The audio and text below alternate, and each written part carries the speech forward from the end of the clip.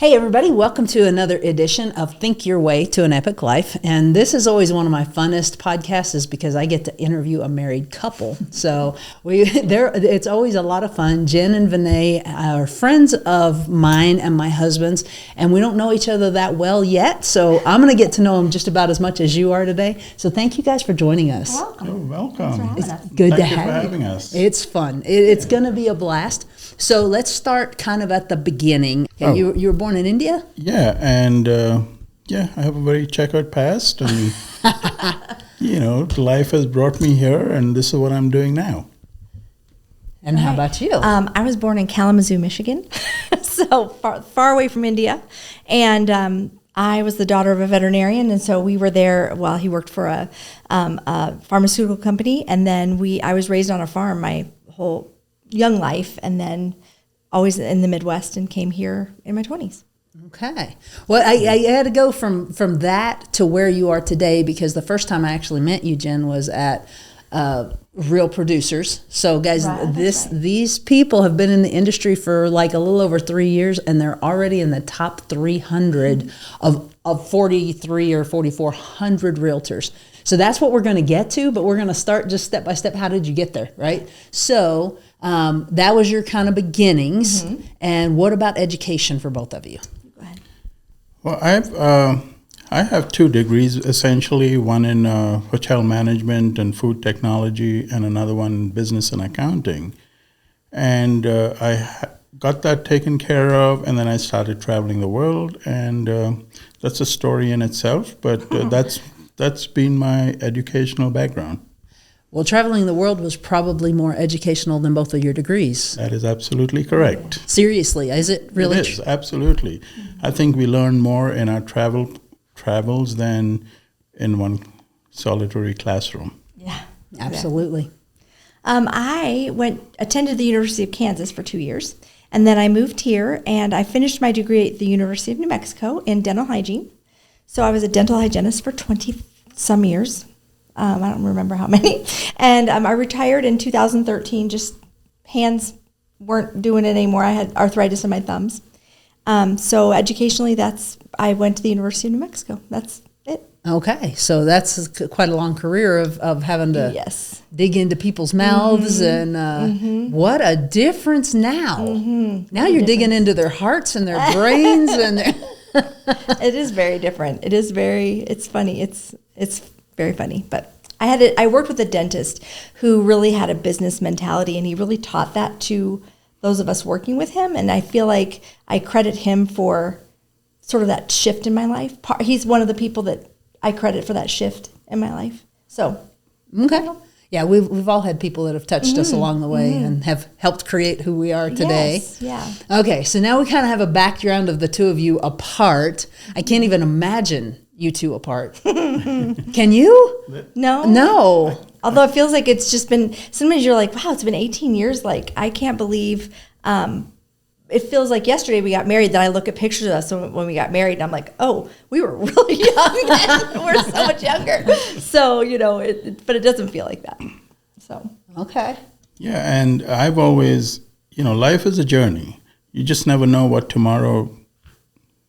might happen tomorrow or what might not happen tomorrow. Mm-hmm. We can have our plans. I had no idea that I'd land up in the United States. It was one of these things that happened. So, and we look forward to each day as it comes. It's a blessing for us to get out and do what God would will us to do. And we try to look for opportunities to be the hands and feet for our Lord. Well, it shows. We're going to get into that too. That's how they know my husband, is that they do a ministry together, and we'll get into that as well. We also did, just for our listeners, the ministry that they do with Stan, my husband, is called Wings International, and you can refer back to, I'm not sure which episode it was, but we did an episode with the founder and the chairman of Wings International, and it's a great organization. What drew you to Wings? Well, it's been a couple of years, so I don't really know how I first found it. I may have read it in the paper or learned about what they were doing. It was around Christmas time. They always have the bike program where they throughout the year, the Christmas, there's a guy that repairs bikes and gives them out to kids. And Wings for Life helps families affected by incarceration. So these are kids they're somehow affected by that. And so we decided, it was the first year we were in real estate, and we really felt blessed because that was COVID. We both didn't have jobs because of COVID, and life, we were like, what is going to happen? And then God just completely blessed our lives. And so we've always given back, but when I learned about Wings, we decided to buy helmets. We bought 50 helmets, bike helmets, so that the kids would have bikes, but then they'd have helmets as well. So we did that, and we did it for a couple of years. And I knew about Wings, and we really didn't get involved boots on the ground. We were just donating. And then we moved to the East Mountains about a year ago, November. Okay. And in February, I think I always got information from Wings email, and they were saying, "Oh, we're moving to the East Mountains." And I said, "There's our sign, because we're there. They're coming to the East Mountains. That's where we need to be." So we just felt like it was the right time. Okay. So. And I always look at opportunities such as this. Having been a chef in a corporate world in hotels, I had employed a few people that came, returning citizens that came out of the prison systems, etc., etc.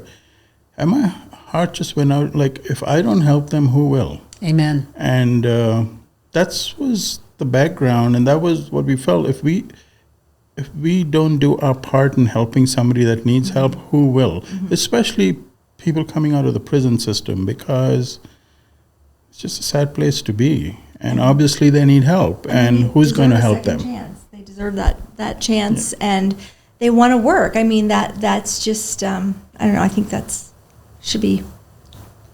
think more people should do that, employ people that, and I know it's kind of scary, but I feel like they just deserve that chance. It is horribly scary. So let's talk about that. Let's be real, right? Okay. Because here's the thing, that you've heard of NIMBYs. Have you heard of NIMBYs? It's an actual term about not in my backyard. No. And so people say, well, let's have a sober living house. I've got a podcast with someone who did a sober living house. And the neighbors are like, yeah, but I don't want a sober living house right next to me. Right. Yeah, no, put it over in somebody else's neighborhood. Mm-hmm. How do you overcome that? Well, I mean, that's a real problem. Well, I don't know. Well, the nice thing is that we are also at an age where we make decisions for ourselves. We didn't have to overcome anybody else's, fearful thoughts. This is something we wanted to do. Our heart was taking us there, and we just decided to act on it. Right. Okay. And we try to live a life without fear. He's better at it than me, but really, truly, I don't know. We lean on God, and we don't really fear things. We go where we hope we go where He leads us. We try to go where He leads us, So we don't live our life in a fear-based. People sometimes will say to us, like, well, aren't you afraid of wild animals? Don't you have a gun? We're like, no, we don't have any of that stuff. We're ridiculous. We're out in the middle of, the mountain. And so we'll I've got bear spray. I'm good. So, I don't know. I'm just not afraid. Yeah. So it's not a good way to live. No. Fear literally paralyzes you. I have a coaching client, very, very intelligent, got his stuff together, huge producing, wonderful guy. And I asked him, when was the last time that you felt panicked? And he said, I can tell you exactly. My next door neighbor had a grand mal seizure right in front of me. Oh my gosh. And I could not remember how to dial 911. Wow. Guys, very intelligent man. Yeah. Very intelligent. Fear is paralyzing. So give us some tips. How do you live and just say, no, I'm not going to live in fear? For me, that answer goes straight to your faith. If God is with you, who is against you? If God is with you and your protector, what have I to fear? And I think for me personally, that is the thought behind, should I worry about something? Should I, fear is a lack of faith. If you walk the life of faith, your fear would be less, in my opinion. I feel like God loves everyone, and that I need to I just had struggles growing up, and there were things that happened to me that weren't great, but I often feel like I always came through that, and I feel like sometimes people need that extra help. Like, we often think, well, I made it through that struggle, why didn't they? Well, there's a lot of reasons, and we talk about them in Wings, and I can't remember the name of it, but it's, the 40 things that you either have support and you're not exposed to. So like things like I didn't have, like my parent wasn't incarcerated. That's a positive for me. I was involved in a school system where I had a lot of support. I went to a really good school. My parents weren't really encouraging me to go to college, but I had friends whose parents would take me along to college nights and things like that. So I had some things against me, but I had some things for me. And I think sometimes we just want to say, well, I didn't do that. That didn't happen to me. I overcame something. Why can't they? Well, there's a lot of reasons. You just can't judge a book by its cover. You don't know someone's story. And I think I feel really strongly that every person deserves respect. You can't look at their life right now and know how they got there, and you can't make a judgment about what they're doing. You just have to love them. God didn't ask us to come here and judge them. He really, two things: love me, love God, and love your neighbor, and that's all we're supposed to do. So I feel like, and I don't know if that affects fear, but I try to love people and not fear people. So. And I'm sure that you get what you expect. Yeah, you do. Yeah. That's true. Mm-hmm. I mean, if you expect that they're going to be somebody that you need to fear, then they will become that for you. Right, exactly. And I remember some time ago reading, and I can't accurately paraphrase what I read, but it goes like this: what you think about expands and grows. So if you think fear, that's going to grow and expand. If you think love, that's going to grow and expand. If you think success, that's going to grow and expand. So, I thought that was something that stayed with me. Mm-hmm. So guard your heart and your mind. Mm-hmm. Think about what you're thinking about. Mm-hmm. Be careful what you let in. Mm-hmm. So, be caught. I'm not saying don't let things in, but just be careful of what it is. You know what I mean? Like, I think sometimes, even with like social media, I do this. I find myself scrolling and I'm like, ugh, garbage, like this is just all garbage. Why am I doing this?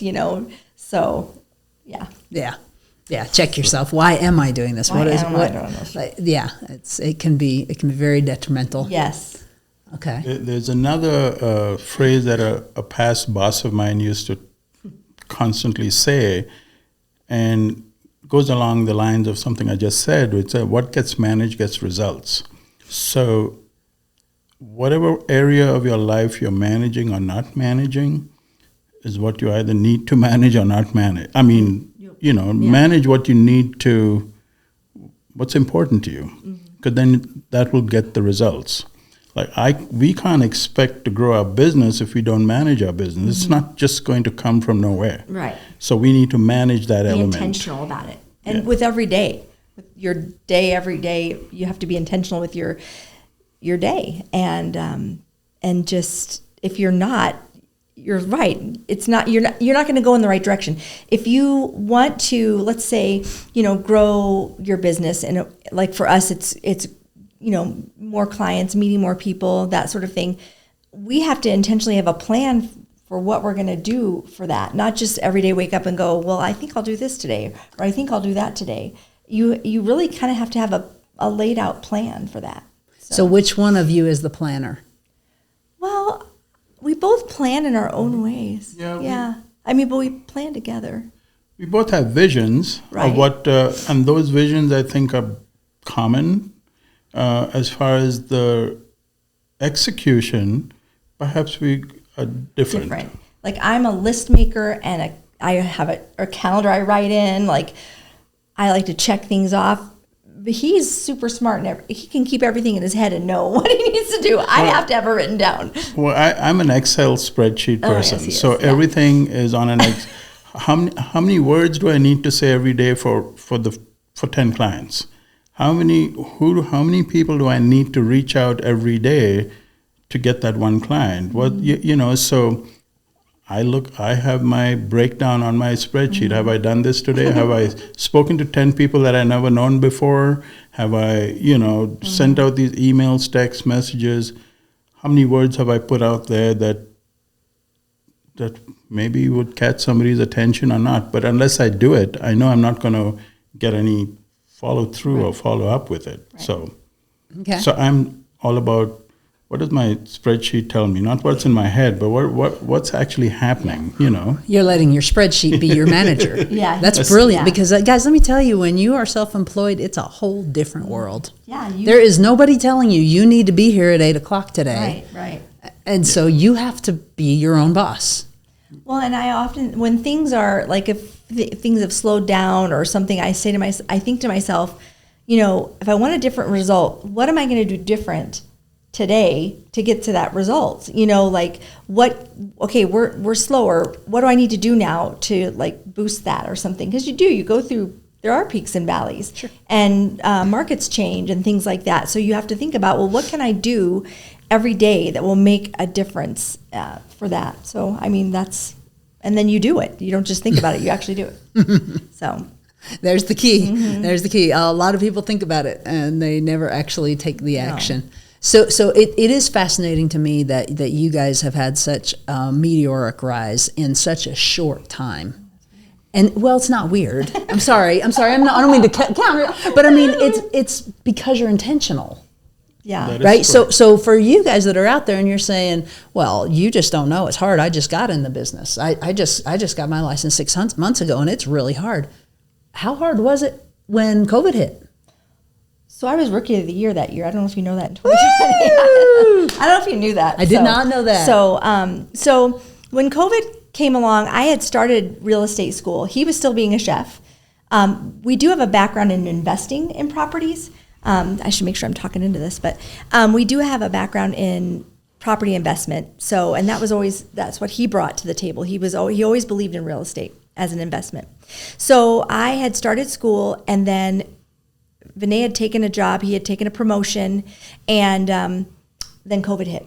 And so all of a sudden, neither of us had jobs, basically, because I was doing a little direct sales thing that had been doing pretty well, but nobody was buying bags.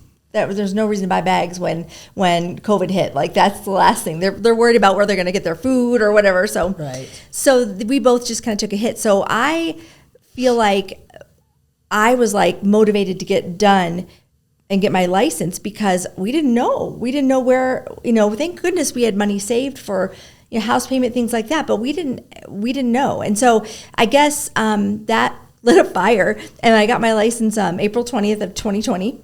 And I think my first closing was in July, and I closed 16 between July and December, which is almost too much for a new person. When I look back, I go, you know what?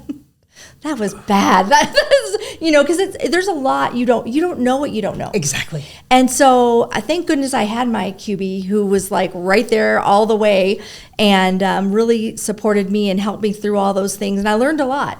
And she used to joke, if something weird is in real estate, it's going to happen to you. Always all the weird things would happen. So, but anyway, we just really were blessed. And I got so busy, I needed him to join. He would go with me to open houses, but he couldn't say anything because he wasn't licensed. So he decided in November of that same year that he was going to do it. And he was licensed by January 6th, I think, or January 9th 13th. Or something.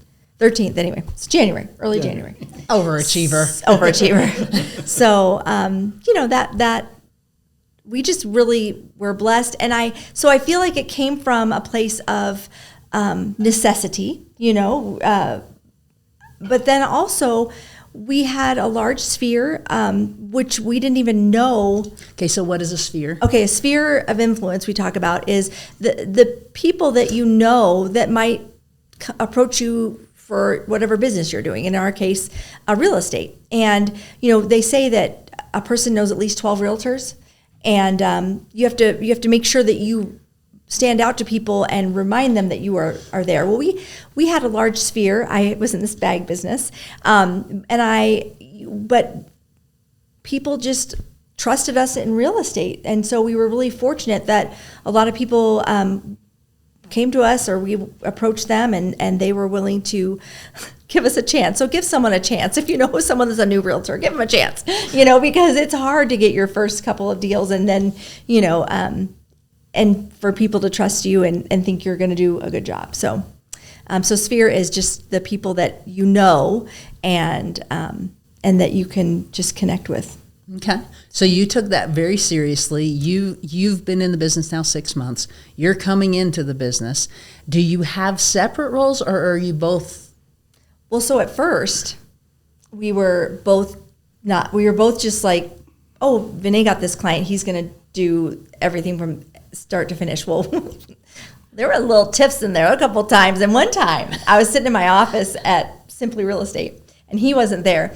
But we're on the phone with each other. And I tend to be pushy and kind of in everybody's business, and like, what's the word? Like think I know everything better than everybody else. And I know that, and I have to God reminds me all the time, shh, So I was being pushed, my pushy self, and trying to tell him what to do, but it was his deal. And so we have a couple colleagues, Barbara and Gail, they're sisters, and I love them so much, and they've been big mentors to me, especially Barbara. And Barbara Wine, I'll say her name. And one of them, Barbara or Gail, heard me having this conversation. They could tell it wasn't a very, happy one. And Gail said, let me tell you how Barbara and I handle this, because they're partners too. They're not married, but they're partners.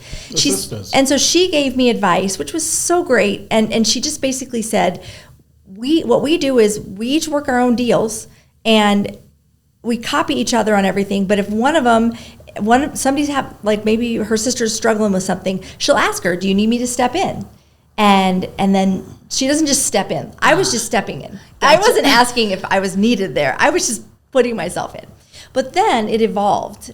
And it evolved. I mean, our client base grew, and out of a sense of necessity, we knew we had to divide and conquer, and then what roles would each of us play in our own business, and then so it evolved, and it's still evolving. Sure. Right.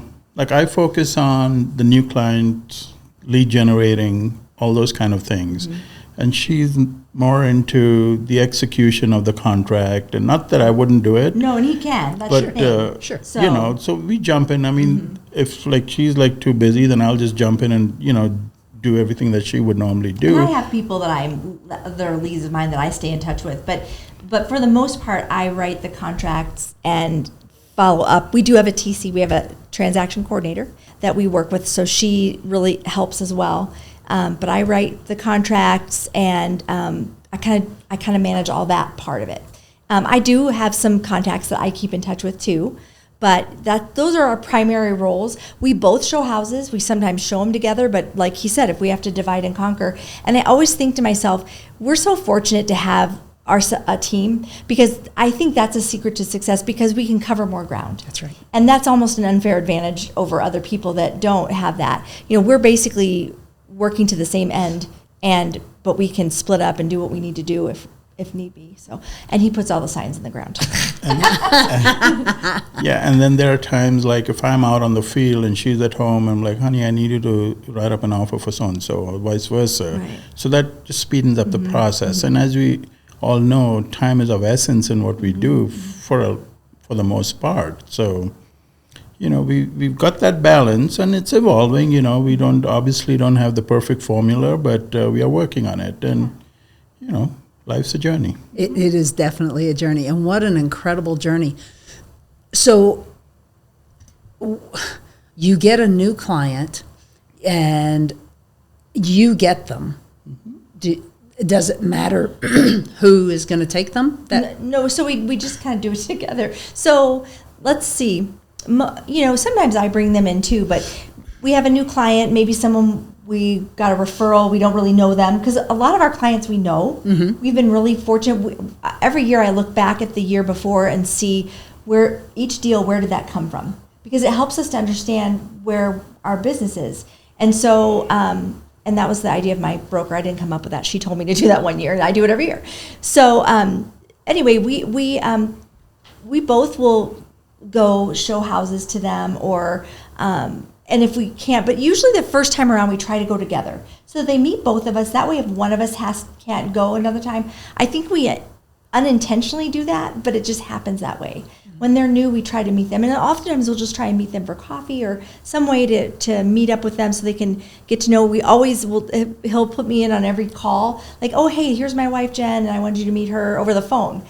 So I guess we just kind of start as together, and then we go from there. Okay. No, that's it's kind of organic. It doesn't there's really no plan on that. It's really who's available. So sure, and that's really we have this. Realtors in general have this false notion that they won't work with anyone but me. Right. And it's like, well, they will work with who will take care of them and can do it quickly. Right. Yeah. That's the reality. Yeah. So. Yeah. And I think that just for who we are and our basic philosophies in life, it's like, well, there's certainly some clients that are more drawn to one or the other, and we realize that, you know, and then we just let it take its course, you know. If there's a single female, he's not going to go the first time and show her a house. If I were a single female, I wouldn't want some guy coming and opening a door for me. I just try to put myself in that person's position, you know. And then the same thing, if there's a guy we don't really know, we have things that we can use to vet people. But he'll generally go with me, or he'll go like forewarn. We definitely use those tools. But we'll, we're careful about that too. So that also dictates who does what. Sure. So. And I'm also assuming, since you're so big into investing, Vinay, are you as well, or is that more your? Well, we do this together. We okay. do. Yeah. I would say he takes the lead on things, and he's more well-read on that. Like that's... So if you have a big investor, it would make sense that you would handle... Yes, and for sure. Definitely. That's correct. And the reason is because over the years, way before being a realtor was even a thought, I was already investing in rental apartments. So it just came naturally to me to understand that flow. Yeah. So when people are looking specifically for investment homes, he's the guy. I usually, I'm a spreadsheet person, so I'm like, boom, here's a spreadsheet. This will tell you if it's a good investment or not. Yeah. So right. Yeah. So yes, he's the guy on that for sure. So I am passionate about people investing in real estate. Passionate. So I've said this 100 times on here, but guys, for the net worth of a renter is $6,000. They changed. It's just recently 2023. The net worth of a renter is $6,000. The net worth of a homeowner is $255,000. If you buy more than one investment, that $255 doubles and triples and quadruples. Who gave you the gift? Well, that's a good story. Well, here's the thing. I mean, this again, the seed was planted in where I grew up. My parents built their own home. Long story short, they always had an upper floor to the house that was rented out. And that took care of the finances and stuff like that. When us kids left the house and they were like, my mom is 93 right now. And, that supplemental income was beneficial to them. Mm-hmm. And it's not just the income. Just having somebody over there when they're like in their 80s and 90s, and that's how old my dad passed when he was almost 90. But it's that the fellowship that they had with the people living on top. Mm-hmm. And so I always after having traveled all the different places I have, I'm like, I need to have something like that. I didn't know whether I was going to get married, not married, who's going to take care of me when I get to that age, all this kind of stuff. So I'm like, I need to be independently, what's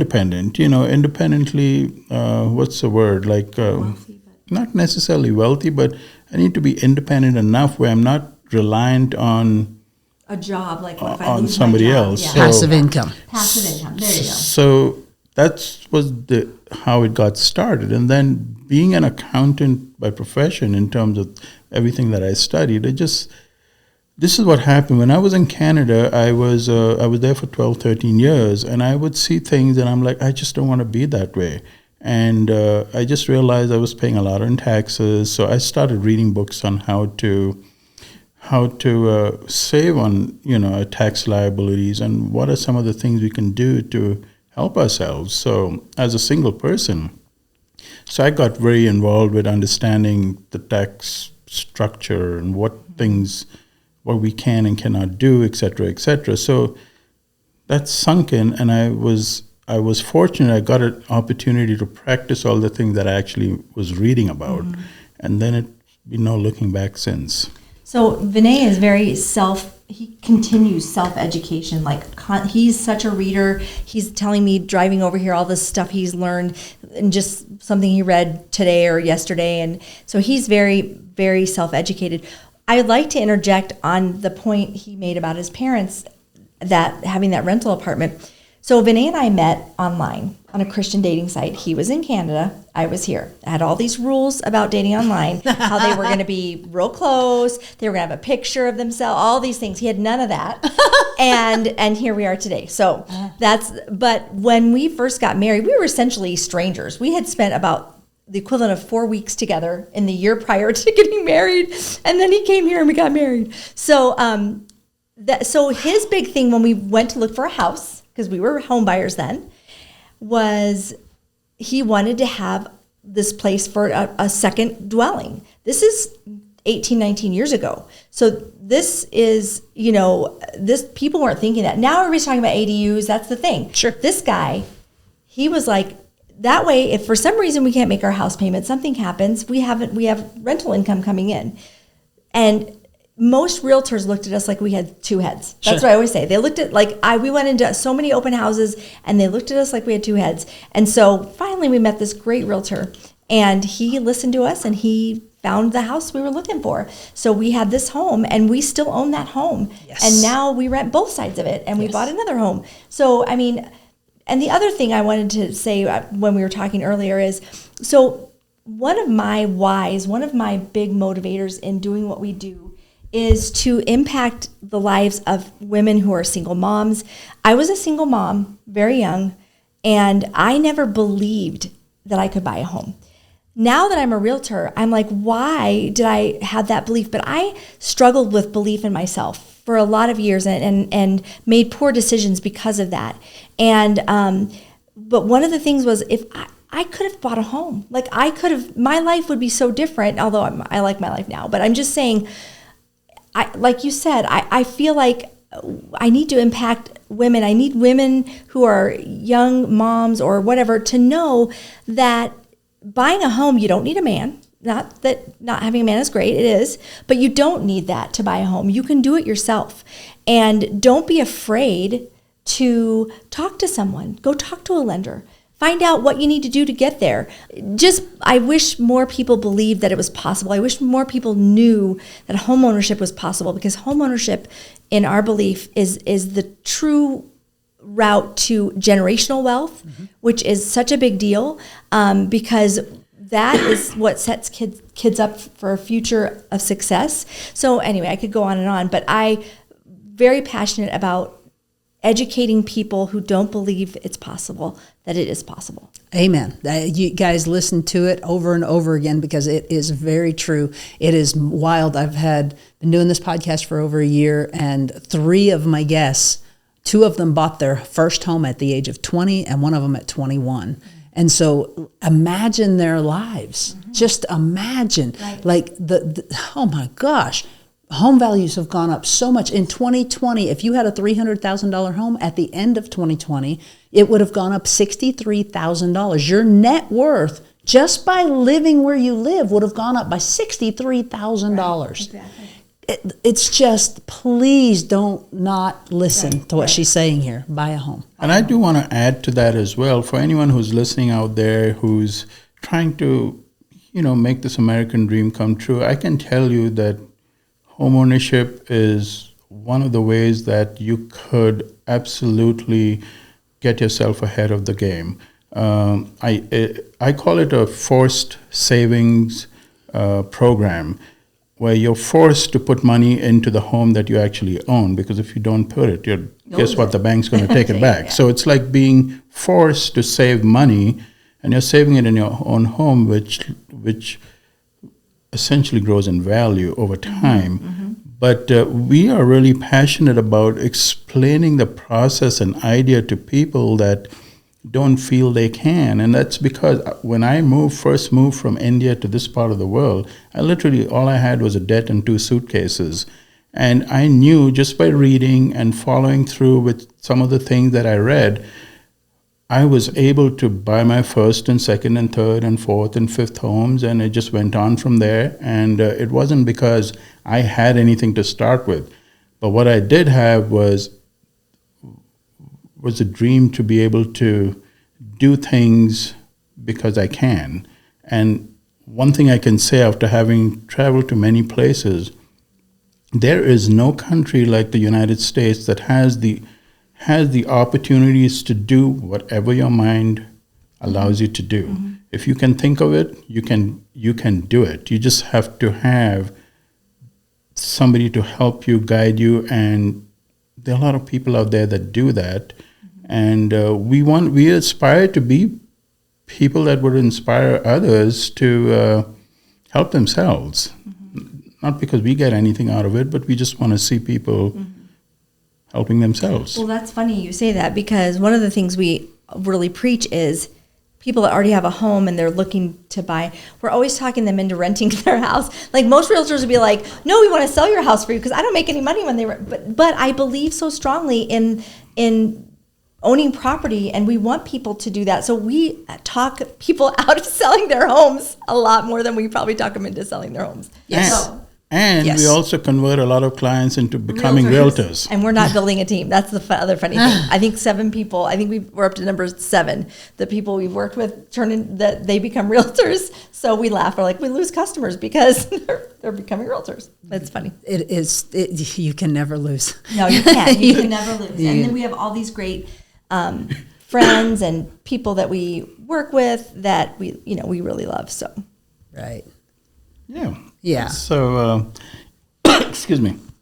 Yeah, like I always believe there's plenty to go around. Yeah. There's no one single solitary person or agency or whatever, brokerage that can get all the business. They will never be able to keep up with it. Right. It doesn't matter. There's plenty to go around. So we are actually very happy when we see other people excel. It's just, it's a good feeling, to see other people get successful, and, we could. And we can learn from them. And we learn from them. Yeah, iron sharpens iron. And so that's another key to success is surrounding yourself with people that know more than you. And also surround yourself with people that want to learn from you, because you learn a lot by teaching someone else. And I always say this, a 4th grader is always a god to a 3rd grader. So you may think you don't know anything, but you know more than somebody. And so you can help that person. So, that's something I always think about. I love it. This is beautiful. Exact same philosophy. Yeah, we talk people out of it all the time. Because if you like, here's the deal. I don't think people think all the way through. It's very logical. If you own a home, and then you move out of it, and let's say you have 15 years left and someone else rents it for 15 years, then you own it free and clear, and for the rest of your life, it pays you. If you sell it, you get paid one time. Right. Right. So. And even the process, like we've had some properties for about 12 or 13 years, and at first we were just breaking even, but now that was one of the ways we were able to buy the home we bought, was because of the rental income we have. So don't be afraid to talk to someone about that. Like, don't be afraid to explore that as one of the options. And buying a home is a process. People are often, I think, I don't know what the statistics are, but I feel like even 1 to 2 years of prepping sometimes, depending on where they are with their credit, that sort of thing, or savings. So everybody's in a different place, but just don't look at all your options before you take a step, and make sure, don't just because so-and-so told you they had a bad experience with a rental. Talk to people that can, help you out with that. And there are agencies that can manage it for you if you don't want to be the manager of it, whatever. But there's definitely, that's definitely a way to go. Absolutely. So I want to kind of wrap it up, and I am like a sister to you, because I learn constantly. I read every book, every podcast, everything. Who do you recommend that they start listening to, following? Who do you admire that has helped you a lot? Well, my initial inspiration grew with reading that book, Rich Dad, Poor Dad. Okay, And Robert Kiyosaki. Robert Kiyosaki, there you go. I mean, that was my initial where I got this whole wave of what I can be doing differently as opposed to being an employee.